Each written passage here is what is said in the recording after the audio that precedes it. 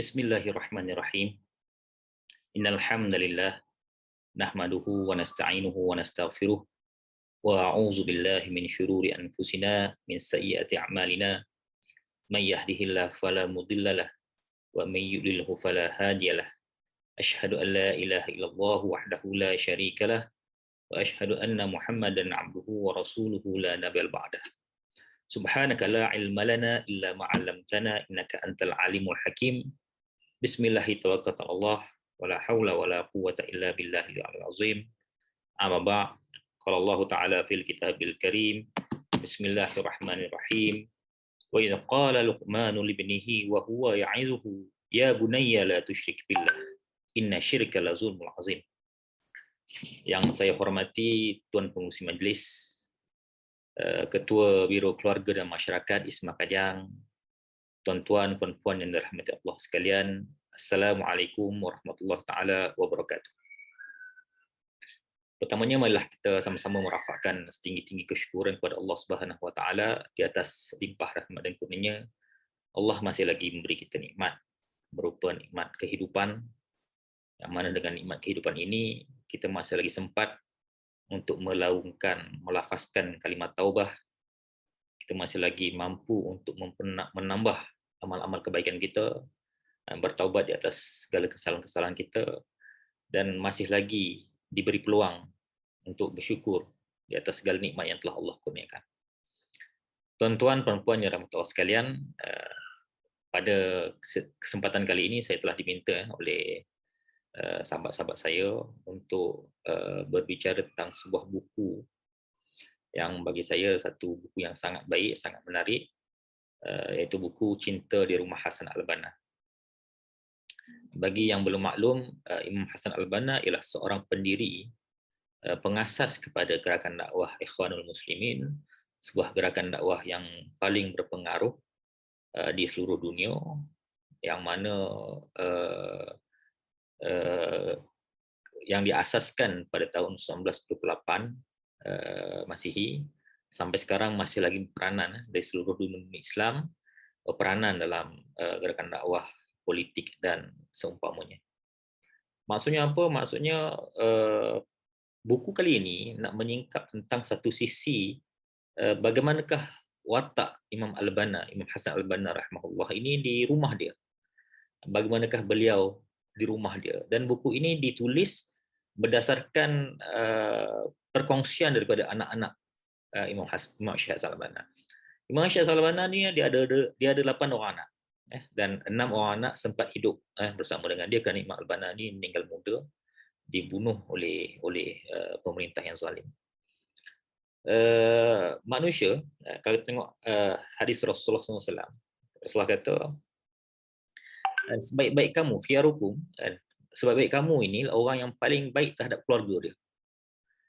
Dan Rasulullah kata, aku adalah yang terbaik untuk ahli keluargaku. Perbahasan di antara kami, kawan-kawan kami dalam usrah dan segala apa, Rasulullah SAW telah memberi gambaran bahawa sesungguhnya sebuah karakter seorang leader, seorang pemimpin yang hebat itu dapat dilihat bagaimana dia memimpin keluarga dia. So, Rasulullah kata sebaik-baik kamu itu ialah orang yang paling baik terhadap keluarga dia. Kenapa? Kerana manusia di luar sana, yang bukan keluarga kita ini, dia boleh terpesona dengan pesona yang kita tampilkan di luar. Dia boleh terpesona dengan cakap kita, penampilan kita, tulisan-tulisan kita. Tetapi yang hakikat yang lebih mengenali kita ialah keluarga kita, isteri kita dan anak-anak kita, yang lebih mengenali siapa diri kita yang sebenar. Dan makanya Rasulullah SAW kata begitu. Sebaik-baik kalian itu ialah orang yang baik terhadap ahli keluarga dia. Dan kesaksian itu daripada ahli keluarga ialah saksi. Sungguhnya karakter kita ini sebenarnya memang luar biasa, di luar rumah dan dalam rumah. Dan Imam Syekh Hasan Al-Banna ini, melalui buku ini, Cinta di Rumah Hasan Al-Banna, anak-anak bercerita tentang karakter bapa dia. Dan karakter bapa dia yang ternyata memang luar biasa. Dan bagaimana kesibukan dia dalam menata dakwah, dalam kesibukan dia menyusun program-program kebajikan dan dakwah ini, dia masih lagi ternyata sangat-sangat concern terhadap pendidikan anak dia. Tuan-tuan, perempuan yang dirahmati Allah sekalian, kalau kita perhatikan dalam Al-Quran, dan seperti ayat yang saya bacakan tadi, wa idza qala Wa idh qala Luqmanu libnihi wa huwa ya'izuhu ya bunayya la tusyrik billah inna syirka la zulmul azim. Kalau kita perhatikan dalam Al-Quran, banyak pesan-pesan pendidikan anak-anak ini melibatkan ayah, bukan ibu. Melibatkan ayah, bukan ibu. Menggambarkan betapa besarnya peranan seorang ayah berbanding ibu dalam hal pendidikan anak-anak dan kemenjadian anak-anak. Dan banyak pesan-pesan dalam Al-Quran, peranan bapa ini lebih kepada bagaimana memasakkan tauhid, akidah yang benar kepada anak-anak. Kata Imam Ibnul Jauzi, dia kata tiada kecelakaan yang lebih besar daripada kelekaan seorang ayah dalam membentuk keluarganya. Tiada kecelakaan yang lebih besar melainkan kelekaan seorang ayah dalam membentuk keluarganya. Tuan-tuan perempuan yang saya rahmati Allah sekalian, ya. Saya nak kongsikan antara benda-benda yang sering Imam Al-Bana lakukan di rumah daripada mulut dan persaksian anak-anak dia. Imam Al-Bana, prinsip dia yang pertama, dia kata aku ingin sampaikan dakwah ini sehingga kepada janin dalam perut ibunya. Dan ini antara semangat dakwah Imam Al-Bana. Dia kata dia nak sampaikan dakwah ini hingga kepada janin dalam perut ibunya. Buku ini dimulakan dengan bagaimana kita nak membina keluarga itu. Ialah yang pertama itu kita mesti pilih isteri pendamping hidup yang sesuai dengan agama kita. Umar Al-Khattab ketika mana dalam satu keadaan datang seorang ayah mengadu pasal anak dia yang derhaka. Tetapi akhirnya anak itu tanya balik kepada Umar, ya Umar, apakah hak seorang anak terhadap bapa dia? Umar kata hak seorang anak ni yang patutnya bapa dia bagi, pertama itu mestilah dicarikan seorang ibu yang baik untuk dia. Yang kedua, nama yang baik. Yang ketiga, diajarkan Al-Quran. Peranan seorang ayah itu ialah pertama memilih seorang ibu yang baik untuk anak dia, memberikan nama yang baik untuk anak dia, dan ketiga ialah mengajarkan dia Al-Quran. Maka berkata anak tadi itu kepada Umar Al-Khattab, maka sesungguhnya bapa aku ni tak bagi apa-apa pun ke aku. Mak aku seorang majusi, nama aku Ja'lan, dan aku tidak pernah diajar tentang Al-Quran. Maka Umar Al-Khattab kata, celakalah kamu, kamu sebenarnya yang derhaka kepada anak kamu. Dan itu hak seorang anak yang perlu diberi oleh bapa dia. Jadi yang pertama tu Imam Al-Bana sangat, buku ini tentang proses bagaimana Imam Al-Bana mencari seorang isteri yang baik untuk diri dia, ibu pada anak-anak dia. Itu yang pertama. Yang kedua, buku ini menceritakan tentang bagaimana sikap Imam Al-Bana yang sangat meraihkan anak-anak dia pulang dari sekolah. Ketika mana Imam Al-Bana di rumah, anak dia kebetulan balik dari sekolah, disambut dengan penuh kasih sayang. Sehingga anak-anak ni merasa dihargai, dinanti-nantikan di rumah. Dan Imam Al-Bana juga, dia walaupun sesibuk mana pun dia cuba pastikan hampir setiap hari dia sempat makan bersama dengan anak-anak dan isteri dia. Dia sempatkan juga, sesibuk mana pun dia. Dan dia telah buat jadual untuk anak-anak. Dia bersama dengan anak-anak. Andai kata ada keperluan di luar rumah yang menyebabkan dia terpaksa meninggalkan aktiviti dengan anak-anak, dia pasti akan mencari waktu ganti untuk bersama dengan anak-anak dia. Serunya Imam Al-Bana juga, dia selalu berpesan, sebagaimana pesan Rasulullah SAW. Rasulullah kata sesungguhnya tubuhmu itu mempunyai hak, dan keluargamu juga mempunyai hak terhadap diri kamu. Jadi dengan prinsip yang dipegang ini, Imam Al-Bana sentiasa cuba untuk menunaikan hak semua orang, hak dakwah, hak keluarga dan hak semua orang. Jadi dia sentiasa memperuntukkan waktu-waktu dia. Dan satu lagi yang luar biasa tentang Imam Al-Bana ini dalam hal pendidikan anak-anak ialah beliau untuk setiap seorang anak dia tu, dia ada file khusus untuk setiap orang. Biasanya bapa ni birthday anak pun lupa, anniversary lupa, birthday anak lupa, semua dia lupa. Tapi bagaimana luar biasanya Imam Al-Bana ini, setiap seorang anak tu dia ada file dia sendiri, tarikh lahirnya, jadual kerjanya, everything yang berkaitan dengan anak disimpan dalam file tersebut dan dicatat dengan catatan yang baik, insya-Allah. Kemudian Imam Al-Bana juga tidak pernah meninggikan suara kepada anak-anaknya walau dalam keadaan tertekan. Dan maksudnya apa, suasana dalam rumah Imam Al-Bana ini dia tak ada suara tinggi, tak ada suara yang keras. Ini berat ni, kadang-kadang kita ni lah kadang-kadang stres dengan kerja, stres dengan isu kewangan, kadang-kadang ada konflik antara suami isteri, dan kadang-kadang tak sengaja kita ternaik suara dan tertinggi suara kepada anak-anak. Tetapi Imam Al-Bana tidak pernah meninggikan suaranya. Dan bukan bermaksud Imam Al-Bana tidak pernah menghukum anak, pernah menghukum anak. Dan salah seorang anak pernah cerita, dia paling pernah yang diingat, pernah dihukum, dia pernah buat salah, dan Imam Al-Bana rotan tangan dia dengan pembaris.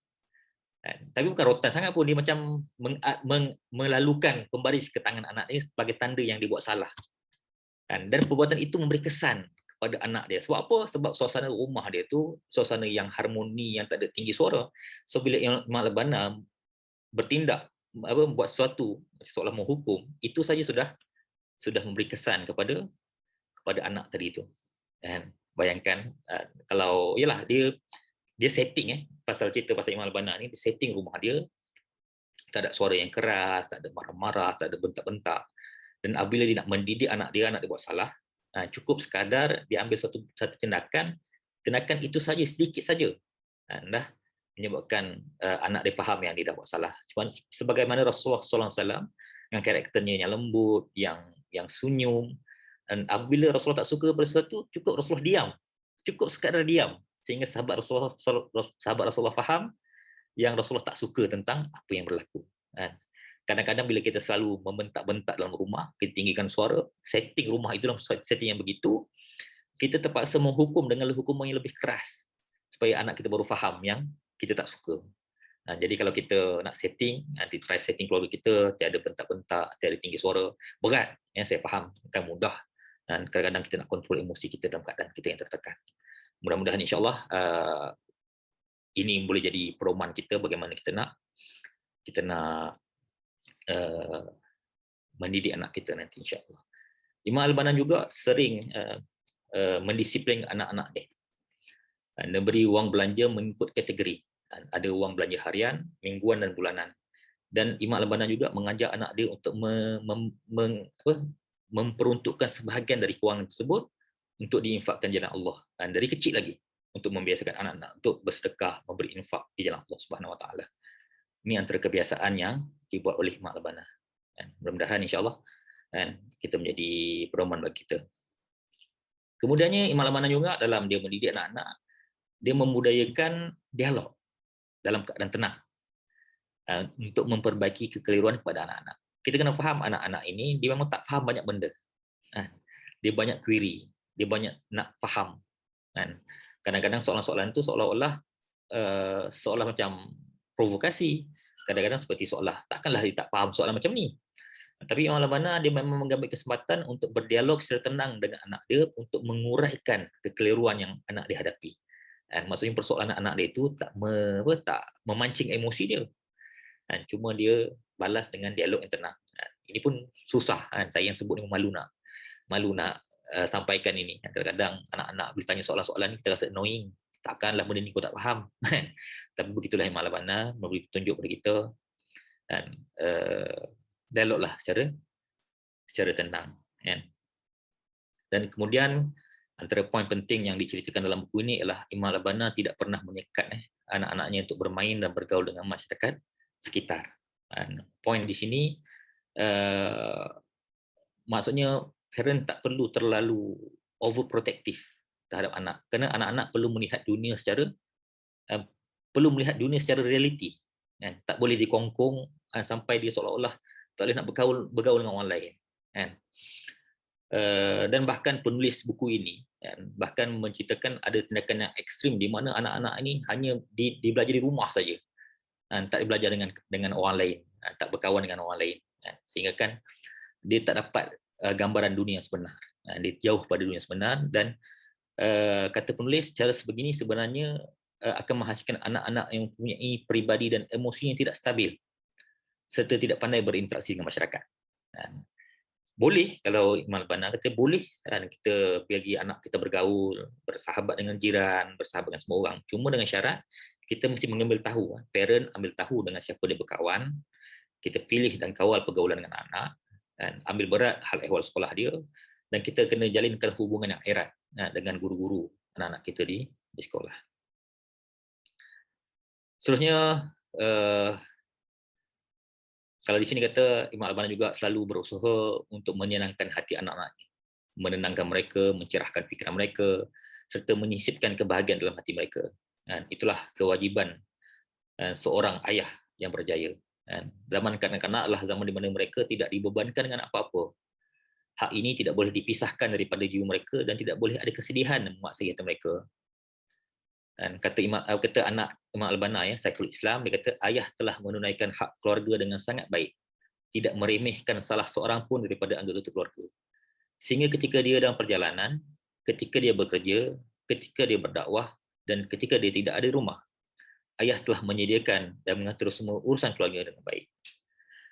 Dan akhirnya saya rasa buku ini sangat baik dan boleh cari di internet untuk dibeli dan untuk dihadiahkan kepada orang yang baru nak kahwin, supaya dia ada gambaran tentang peranan seorang ayah dalam rumah tangga, dalam mendidik anak. Kadang-kadang budaya masyarakat kita, urusan pendidikan anak-anak diserahkan sepenuhnya kepada ibu, urusan ayah hanya mencari duit di luar, balik rumah goyang kaki tidur.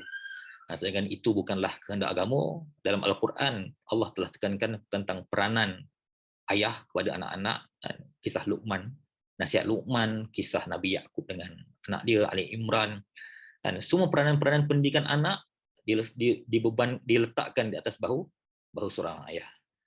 Itu saja saya rasa sedikit perkongsian saya untuk kali ini. Wallahu taala alam.